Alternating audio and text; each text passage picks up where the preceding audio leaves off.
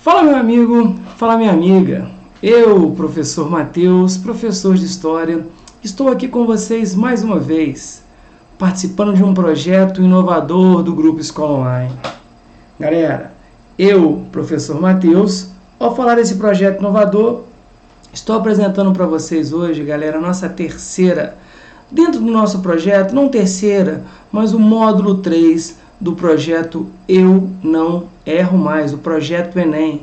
Lembra? Enem, eu não erro mais, eu não erro mais, eu não erro mais, eu não erro mais. Então a gente se predispôs a colocar para vocês vários conteúdos, para que você tenha uma base, trabalhando com o conceito de TRI, para que você consiga entender e fazer uma boa prova. Então, nesse projeto que a gente vem caminhando junto, que a gente vem trabalhando de forma coesa, eu vou trabalhar com uma temática que eu acho importante demais. Nós iremos trabalhar hoje, galera, vejam vocês, com um tema específico. Repara que nós falamos sobre a questão da antiguidade, sobre a questão, por exemplo, de escravidão, mas o tema de hoje ele remete a um grande nome da política brasileira. Nós vamos falar sobre o verdadeiro mito.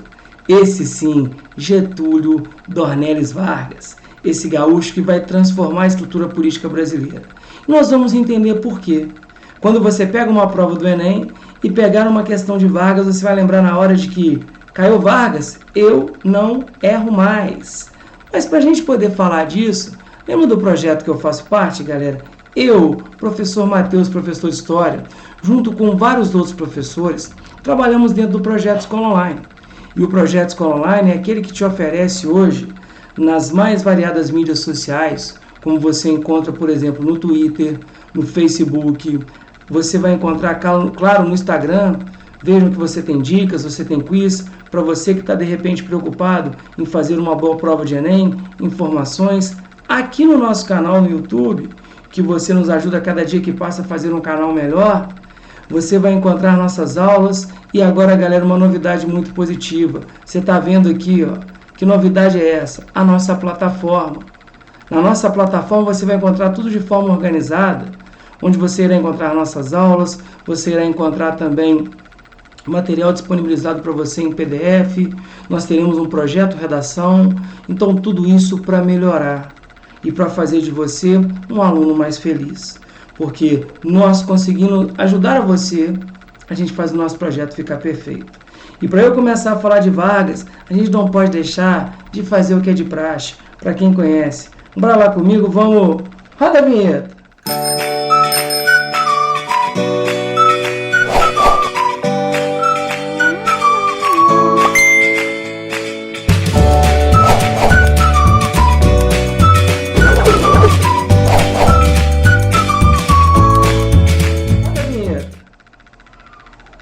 Bacana, né?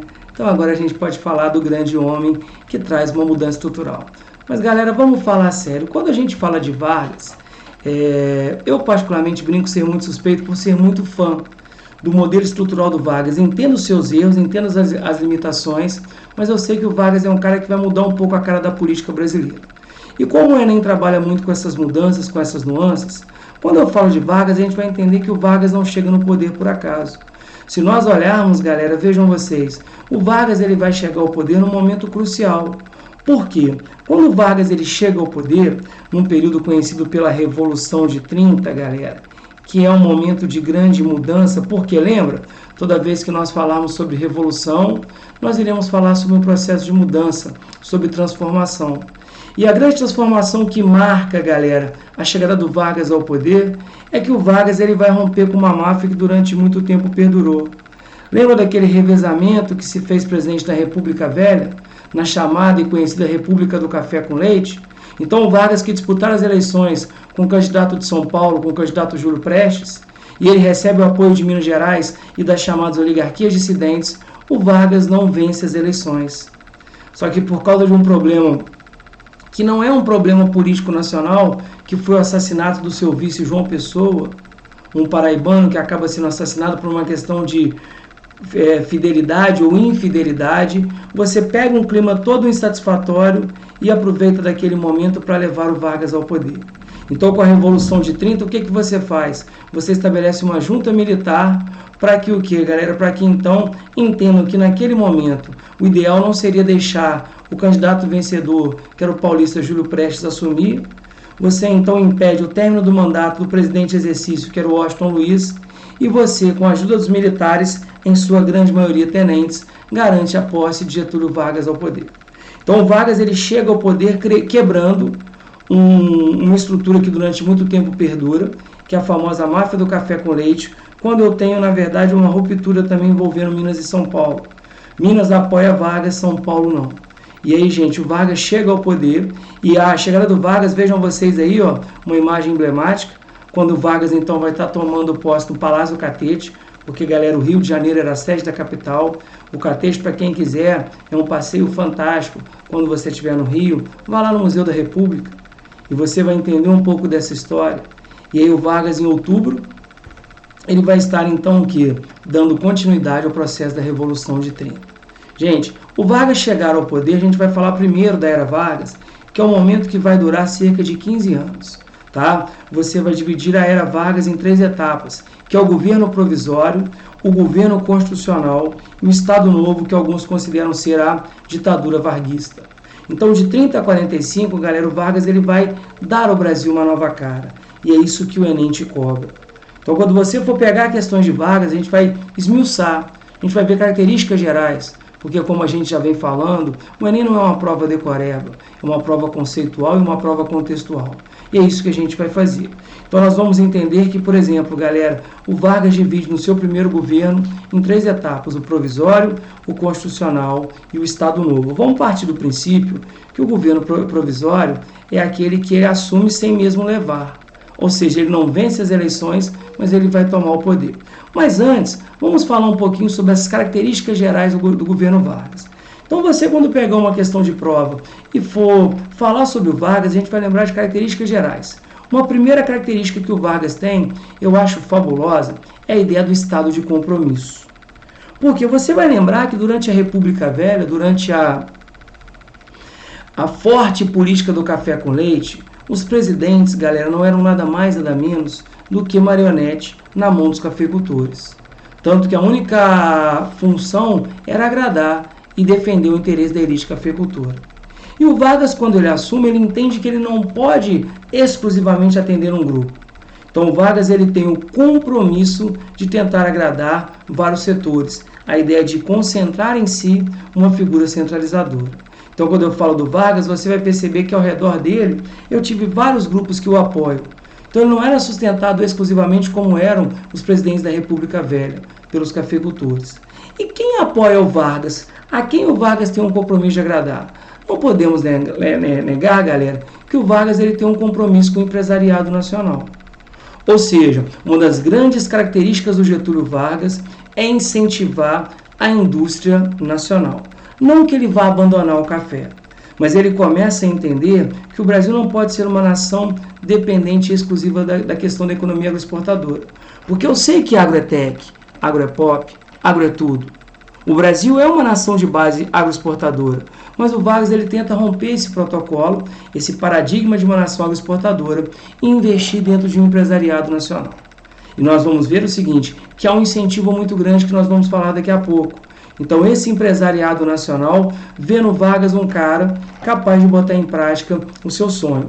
Só que não adianta eu agradar o empresariado nacional, sendo que eu tenho outros grupos para agradar. E um outro grupo que ganha muita força com Getúlio, galera, foram os tenentes. Vocês vão lembrar que durante a República Velha, ganha força no Brasil o tenentismo. Um movimento feito basicamente por uma classe média militar que vinha pedindo moralização política, vinha combatendo aquelas práticas como o voto de cabresto, os currais eleitorais e a diversificação. E esses mesmos tenentes que vão levar o Vargas ao poder vão ter uma retribuição.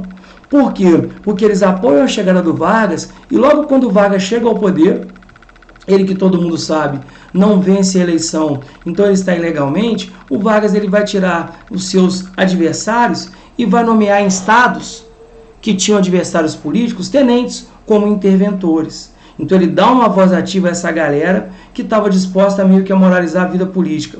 Como também ele não deixa de lado a classe média. Classe média é essa galera que vem crescendo durante a crise da República Velha, durante os anos 20, e que queria uma voz ativa, que queria uma maior participação política. E para que eles tivessem maior participação política, que eles realmente pudessem atuar, o Vargas, nós vamos perceber que vai dar a essa classe média, por exemplo, direitos, como a ideia do voto secreto, o voto feminino. Então eu reconheço a participação desse grupo.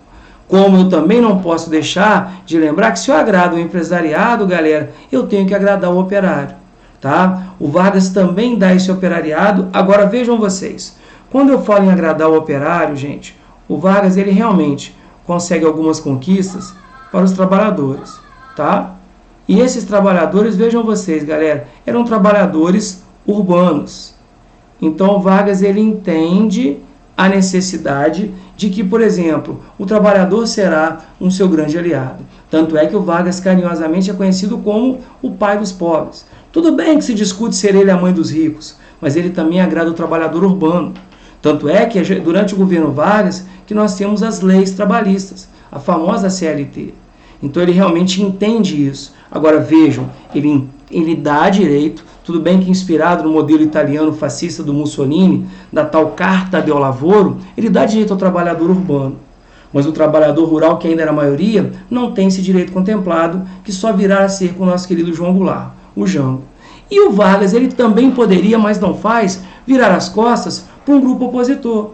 Porque até a sua chegada, qual era a base econômica do Brasil? Sim, o café.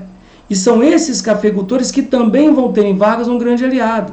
Inclusive, moçada, vocês vão lembrar que quando o Vargas ele chega no poder, ele vai criar o Conselho, tá, galera, Nacional do Café. Por quê? Porque o Brasil ele vem sentindo os efeitos da crise 29, onde o nosso café deu uma certa o quê, galera? Deu uma certa quebrada. E aí o Vargas ele cria um órgão para proteger os cafeicultores, porque ele sabe se é ruim com eles é pior sem. Então ele tem um compromisso de agradar vários grupos. E claro, tudo girando em torno dele. Mas óbvio que eu não posso deixar de entender que se ele agrada a vários grupos, ele tem um grande o quê? Um grande inimigo. E ele sabe que esse seu grande inimigo tem que ser calado. Porque alguém que durante muito tempo predominou no cenário político nacional, agora se torna coadjuvante. E quem era o grande inimigo de Vargas, galera? Sim, o nosso querido estado de São Paulo. Porque São Paulo, que até então ditava as regras, agora se torna o quê? Se torna persona não grata. Mas o Vargas ele consegue girar ao seu redor vários o quê? Grupos. Então ele tem um estado de compromisso em agradar vários setores em troca de benesses, de favores. Além da ideia do estado de compromisso, uma outra característica marcante no Vargas, que é a ideia do nacionalismo interventor. Ou seja, o que é isso? O Vargas sempre acreditou, sempre defendeu a possibilidade de termos o quê? O Estado, galera, como grande gestor. O Estado como grande incentivador da economia. Ele controlava, ele regulamentava. Se nós hoje falamos de uma política de Estado mínimo, de uma onda neoliberal, o Vargas ele contraria essa ideia. Ele trabalha a possibilidade de o Estado ser o grande executor. E esse Estado é tão presente que ele também traz para a gente um projeto de industrialização. Porque se eu começo a agradar o empresariado nacional, eu vou começar a incentivar durante o período que o Vargas está no poder a criação de indústrias. E entre as indústrias não há como negar que algumas tiveram muito destaque, como por exemplo, galera, a Companhia Siderúrgica Nacional, por nós carinhosamente conhecidos como CSN em Volta Redonda, tá? Você tem também o que, galera? A famosa Companhia Vale do Rio Doce, que passou por alguns problemas muito sérios, como é o caso, por exemplo, de Brumadinho, como é o caso de Mariana. Nós tivemos também a famosa, tá, galera? Vejam vocês, a Companhia Hidrelétrica de São Francisco, era uma companhia que, de certa forma, mexia com a questão da energia. Não podemos deixar de falar a criação da antiga Fábrica Nacional de Motores, a FENEME. E, claro, um pouco mais adiante, já no seu segundo governo, mas um dos grandes símbolos de empresas criadas por Vargas foi a nossa querida Petrobras. Ok? A última grande conquista. Agora, você quando pegar a prova do Enem, vai lembrar o seguinte, que a maioria dessas indústrias, elas tinham como característica serem o quê? Empresas estatais. Então, olha o Estado como grande gestor. Tudo bem que se nós fizermos um paralelo, a maioria delas acaba sendo privatizada. Mas durante a chegada de Vargas, eu tenho essa característica muito clara. Então você tem o estado de compromisso, o nacionalismo interventor, o industrialismo, tá, galera? E óbvio, não há como negar que o Vargas inaugura no Brasil a ideia do trabalhismo. Por quê? Porque o Vargas entende, galera, que o trabalhador de hoje é o eleitor de amanhã. Vocês vão lembrar que durante a República Velha, o movimento operário era tratado como caso de polícia. O Vargas enxerga que o movimento operário pode ser tratado como caso de política, porque, repito, o trabalhador de hoje é o eleitor de amanhã. Tanto é que durante o seu governo é criada a Justiça do Trabalho. Beleza, galera? Em 41 você passa a ter o quê? Um órgão regulamentador. Tanto que é durante o governo Vargas que nós tivemos a criação do Ministério do Trabalho, da Indústria e do Comércio. Hoje o Ministério ele é rebaixado à condição de uma pasta vinculada a um outro ministério. Você percebe que durante o governo Vargas você traz essa ideia de órgãos, não só a Justiça do Trabalho, realmente que é um órgão importante demais dentro da nossa história, como também o que, galera? Durante o Estado Novo, a grande conquista dele foi a CLT, a consolidação das leis trabalhistas que hoje vem sofrendo um processo de desmanche em função da Lei 13.467, tá, de 2017, a tal da reforma trabalhista. Mas boa parte das leis que o Vargas, que a gente consegue hoje, direitos trabalhistas, foram realmente herança do Vargas. Claro que isso era uma forma também de ter o trabalhador do seu lado. O Vargas é o cara que legaliza o sindicato? Sim, desde que o sindicato exista. Quando ele, Vargas, escolha o quê? O presidente sindical. Tanto que eles chamam, né, o líder sindical de pelego. Mas o trabalhismo é a característica do Getúlio, o nosso pai dos pobres. E uma coisa que se discute muito, galera, tá? Quando a gente fala aí da CLT, que realmente é um marco inovador no direito do trabalho brasileiro, não podemos deixar de falar uma característica determinante do governo Vargas, que é o que, galera? Que é o populismo. Tá? O populismo, galera, vejam, ele tem como característica, tá, ou características, a ideia de você construir um líder carismático, com um apelo paternal absurdo, por isso a ideia do pai, o pai dos pobres, que de certa forma faz o trabalhador meio que aquela coisa próxima, né, de você colocar o carisma, de você fazer com que o trabalhador te enxergue como um dos dele. Beleza? Você trabalha muito com a ideia do forte nacionalismo econômico, meio que peitando o tal do imperialismo estrangeiro. Nessa época havia muita pressão norte-americana. Defende muito a união das massas, claro, quando você sendo o grande articulador, mas óbvio, né? Você de certa forma estabelece dentro do populismo um frágil sistema partidário. Né? Esse nosso querido Vargas que constrói a imagem do pai dos pobres, o grande herói da nação. Agora, o populismo não é um fenômeno tipicamente nacional do Brasil, é um fenômeno que está ganhando muita força na América Latina. Você tem, por exemplo, o peronismo na Argentina, tá? Você tem no México a questão do cardenismo, de Cárdenas. Você tem também, por exemplo, um movimento que vem ganhando força, e no Brasil tem em Vargas isso. Inclusive, depois nós iremos falar sobre o neopopulismo.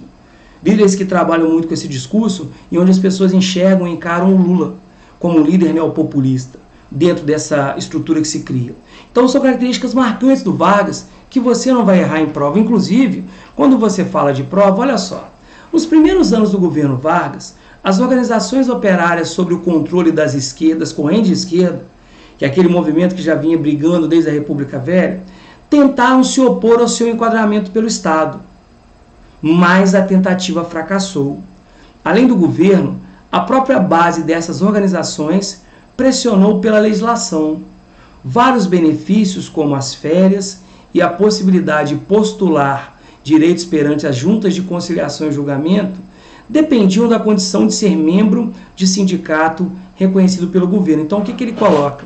Que os grupos de esquerda, como a ideia do Partido Comunista, que já vem desde a República Velha, o Bloco Operário Camponês, eles meio que num primeiro momento questionam.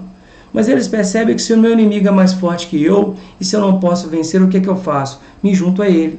Então eu tenho aqui um Estado, galera, regulamentando, um Estado chancelando, tutelando a lei para o trabalhador.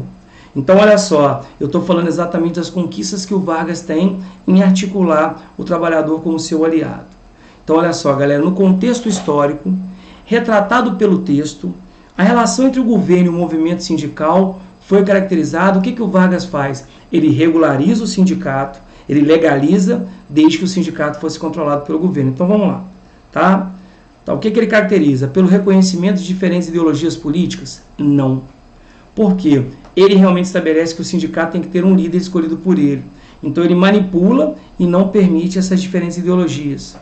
Por um diálogo democraticamente constituído, galera, democracia quando o presidente escolhe o líder, galera, pelas benesses sociais do getulismo, benesses sociais do fim da questão trabalhista, tá? Bom, pela vinculação de direitos trabalhistas à tutela do Estado, você fala, opa, é o cara que reconhece, como eu falei, direitos trabalhistas, tá? Então a Justiça do Trabalho, a CLT, então ele está o quê? Ele está criando e vinculando os direitos ao Estado. Por uma legislação construída consensualmente? Não, é uma coisa de cima para baixo. O governo dá e o trabalhador aceita. Por quê? Para quem não tem nada, metade ao dobro. Então, se nós tivermos que marcar o texto, então presta atenção no Enem. Ele vai vincular o quê, galera? O direito trabalhista ao Estado. Então, muito cuidado, porque você não tem um movimento operário independente. Esse movimento operário fica independente de fato muito no final da década de 70. Mas a gente depois fala disso, ok? E uma outra coisa. A depressão que afetou a economia mundial entre 29 e 34, lembra da crise de 29? Se anunciou ainda em 28, por uma queda generalizada dos preços agrícolas internacionais. Mas o fator mais marcante foi a crise financeira detonada pela quebra da Bolsa de Nova York, lembra? Em 24 de outubro de 1929. Então, uma crise de dimensões capitalistas, ela vai atingir o planeta todo. Então, olha só, galera, vejam vocês, perante o cenário econômico descrito, o Estado brasileiro assume, a partir de 30, uma política de incentivo a. O que está acontecendo aqui, galera? Você percebe que, a partir de 29, com a crise, o nosso principal produto, que é o café, ele, na verdade, vai o quê? Ele vai entrar em colapso. E aí, o que o governo entendeu? Se você não vende café, você não tem produto industrial. Então, o Brasil ele começa a entender que você não pode ficar tão dependente do café. Então, a gente começa a perceber uma característica marcante do Vargas. Qual foi? O industrialismo. Então, vejam vocês. Letra A, industrialização interna para substituir as importações. Você fala, opa, olha o Estado atuando. Isso aqui não está ruim não, beleza? Mas quando é letra A e você entende que ela é a certa, você não confia no seu potencial, você pula. Mas é isso. Você vai garantir por que as outras podem estar erradas. Nacionalização de empresas estrangeiras atingidas pela crise. Isso ele não faz. Ele vai começar, sim, a criar empresas nacionais, mas ele não vai se ocupar de empresas estrangeiras. Tá? É uma ideia muito socialista, isso não. Tá? Venda de terras a preços acessíveis para os pequenos produtores. Sonho. Tanto é que em 1850, com a lei de terra, você faz o contrário. Você tira o direito do trabalhador, dando acesso aos grandes o quê? Latifundiários. Entrada de imigrantes para trabalhar nas indústrias de base recém-criada. Gente, os imigrantes já estavam vindo desde antes, tá? Não foi essa a característica que a gente entende aqui. Abertura de linha de financiamento especial para empresas do setor terciário, não. Ele vai trabalhar muito com a questão seguinte, do setor secundário mesmo, tá? Então vejam vocês que quando eu falo da questão do Vargas, eu realmente estou tendo um Estado que estimula indústrias para quê? Para substituir as nossas importações. Então eu tenho na A, de A mais certa, aquela que nos atende. Então cuidado, questãozinha do último ano, 2019, tá, gente? Isso pode, de certa forma, realmente nos ajudar. Beleza? Vamos lá? Segue o barco? Então vamos, gente. Agora, vamos falar um pouco sobre as etapas do governo Vargas. Já falamos das características, vamos falar agora sobre as suas características marcantes. Governo provisório. Por que eu tenho governo provisório? Porque, como eu falei, o Vargas não foi eleito, tá? Então, como ele não é eleito nessa fase, ele pode, por exemplo, ele assume sem vencer. Muitas pessoas questionam se a Revolução de 30 é um golpe. Politicamente, ela pode soar assim, mas quando o Vargas ele chega, o que ele faz? Ele, de cara, ele fecha o Congresso, porque ele sabe que no Congresso eu tenho opositores, tá? E ao mesmo tempo que eu fecho o Congresso, eu também vou o quê? Como eu falei para vocês, eu vou nomear interventores dentro do que, galera, militares de minha confiança em estado de oposição. Só que o que eu faço? Eu estou batendo fechando o Congresso, porque eu posso ficar de 1 dia a 100 anos, porque é provisório, não tenho lei que legitima o meu governo. Ao mesmo tempo, o que eu faço, galera? Eu estou criando, tá? O Conselho Nacional do Café. Eu estou criando, galera, pela primeira vez alguns ministérios, como nós já falamos, nessa preocupação. O Vargas é o primeiro a criar o Ministério do Trabalho, da Indústria e do Comércio. Ele vai criar o Ministério da Educação e da Saúde Pública, cujo Gustavo Capanema é um dos grandes nomes, quando a gente cria a ideia do MEC, tá? Que hoje é muito achincalhado, ele é muito criticado. Mas o que eu estou fazendo? Eu estou batendo, eu estou assoprando. Tá? Então, agora, é o que eu falo, é um governo provisório porque você não tem legislação que te garante. E óbvio que ele sabe, galera, vejam vocês, que alguém vai criticá-lo, tá? E aí eu só queria fazer agora uma correção, que eu estava dando uma olhadinha aqui, o professor também erra, galera, olha só, esse governo provisório, ele vai de 30 a 34. Então, o que eu mereço aqui? Pode falar a verdade, galera, quando o professor está errando, ele merece o quê?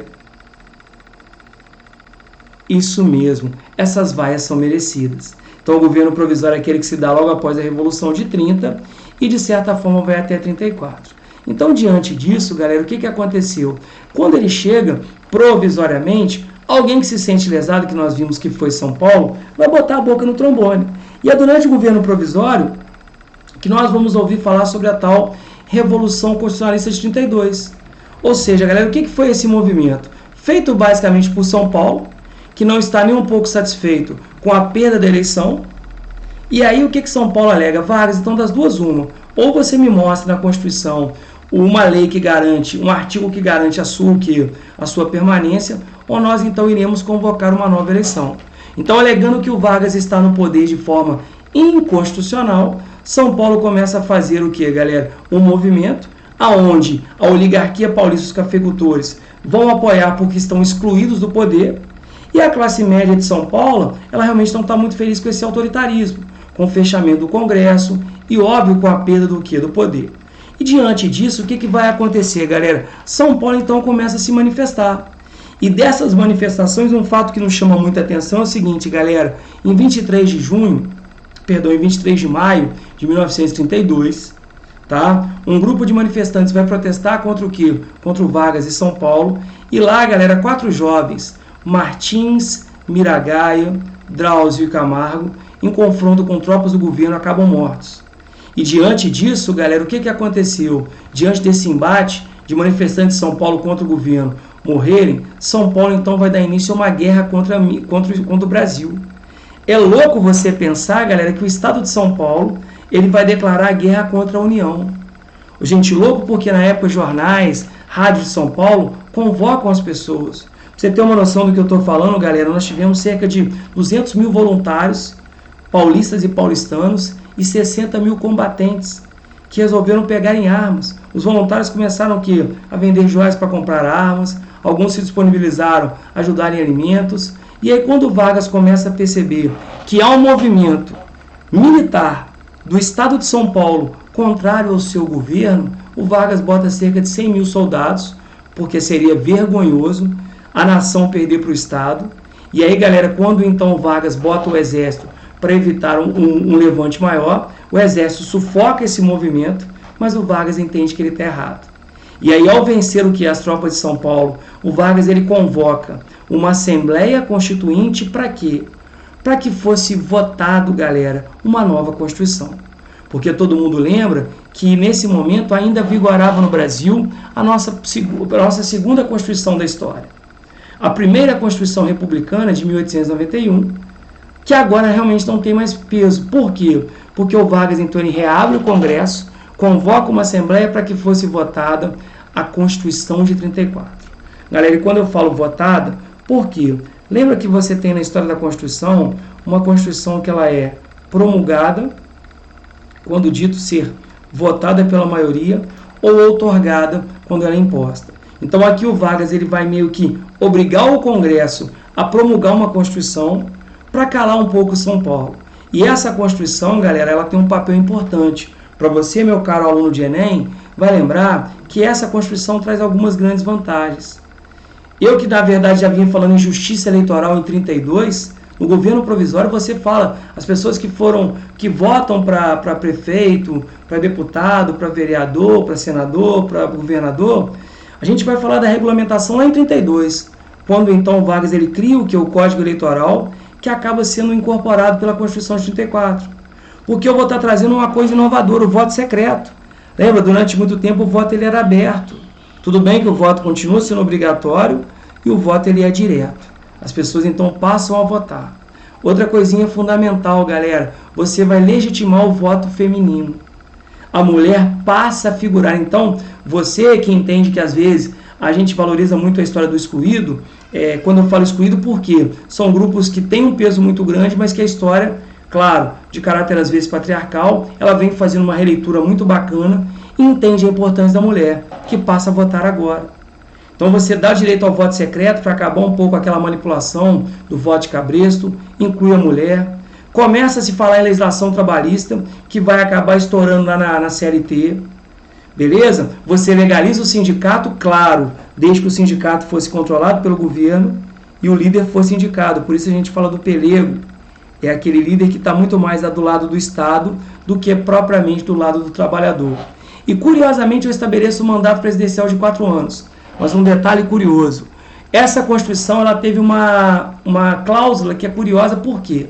Como ela foi feita em caráter de exceção, reza a lenda que o primeiro presidente por essa Constituição eleito poderia ser escolhido via voto indireto, tá? Ou seja, poderia ser indicado e só tinha um candidato. Adivinha que era o candidato, galera? Sim, era a cláusula dessa Constituição que o primeiro presidente poderia ser escolhido pelo colegiado. Só apareceu um com o nome de Getúlio Dornelles Vargas. E ele aproveita essa Constituição para ser eleito e virar para São Paulo e falar o seguinte: olha, eu agora estou te dando um cala-boca. E quando eu falo cala-boca, olha essa questão. O historiador Thomas Skidmore, que é um brasilianista, que é um norte-americano que vem estudar a história do Brasil, afirma que a classe média brasileira, na década de 30, era o maior esteio, suporte, do constitucionalismo liberal. Essa classe média tinha como grande exigência a reforma do sistema eleitoral brasileiro, tanto que isso vai acontecer, como eu falei, em 1932, com o Código Eleitoral, para que fossem garantidas eleições sem fraudes. A defesa do constitucionalismo e a exigência por eleições sem fraudes foram motivações que deram início. Vejam vocês, o golpe do Estado Novo, se é um golpe, ele está indo contra a Constituição. Então já não é bacana. A intentona comunista, que a gente vai lembrar de um movimento que foi feito, galera, em 35, a intentona integralista, feita em 37, a Revolução Constitucionalista de 32, a Revolução Paulista de 24, galera, eu estou falando aqui sobre o quê? Um movimento que busca a constitucionalidade e busca eleições sem fraudes. O que a gente atende? O que a gente acabou de estudar? O que São Paulo brigou? Para que fosse cumprida a Constituição, o vencedor leve. Então, eu estou falando sobre a famosa Revolução Constitucionalista, quando São Paulo queria e não aceitava. São Paulo que tanto legitimou golpes na República Velha. Quando foi vítima, São Paulo brigou. Tá? E aí, galera, quando o Vargas bota em prática essa Constituição, ele estabelece aqui, galera, aí mais uma vez eu estou vendo um errinho do professor. De novo, ao montar o slide, você vai trocar para mim governo provisório por governo constitucional. Então, professor, agora que eu estou vendo, nessa correria, professor também erra. Então, o que eu estou aprendendo? Que hoje eu não erro mais. Eu não erro mais. E esse governo constitucional é aquele governo que se dá agora, garantido pelaquela Constituição que nós acabamos de falar. Essa Constituição, galera, legalizava que o Vargas não teria reeleição. Só que o Vargas, nessa época, ele assume no período entre guerras. O que está acontecendo no período entre guerras? Entre a Primeira e a Segunda Guerra Mundial. Entre, basicamente, 1918 e 1939. O que está acontecendo no período entre guerras, galera? Lembra? O capitalismo está em crise por causa do quê? Da Primeira Guerra Mundial e da crise de 29. O socialismo, ele se torna meio que uma incógnita, porque depois que aconteceu a Revolução Russa e depois que o Stalin assumiu, ele fecha a União Soviética e eu estou tendo a ascensão dos regimes totalitários. É aquele que fala tudo aquilo que eu gosto de escutar. E você que vai fazer Enem, Você vai lembrar que exemplos de regimes totalitários, nazismo, fascismo, e o que acontece lá tem reflexo aqui. Porque nesse período entre guerras, esse governo constitucional, surgem grupos políticos que têm em comum não querer que o Vargas permaneça. E entre os grupos políticos, galera, destaque primeiro para a AIB. A AIB, conhecida por nós como Ação Integralista Brasileira, foi um grupo de inspiração totalitária. Um grupo, galera, que defendia que o Brasil deveria adotar as ideias do nazifascismo. E aí, por eu adotar as ideias do nazifascismo, moçada, eu quero trazer para o Brasil o que o Hitler faz na Alemanha e o Mussolini faz na Itália. A principal liderança era um escritor chamado Plínio Salgado, que defendia no Brasil a ideia do unipartidarismo, que defendia a ideia do militarismo, que defendia a ideia, por exemplo, galera, de um Estado forte. Era tão louco essa galera que eles defendiam o seguinte: a adoção do Tupi-Guarani como língua local. Eles tinham como saudação o Anauê, eles tinham como símbolo, galera, o sigma, tá? Que é meio que o contrário, né? Um símbolo grego, que é o contrário da somatória. Então eles realmente queriam transformar o Brasil em um governo muito parecido com o nazismo alemão e o fascismo italiano. Mas eles queriam que o Vargas saísse.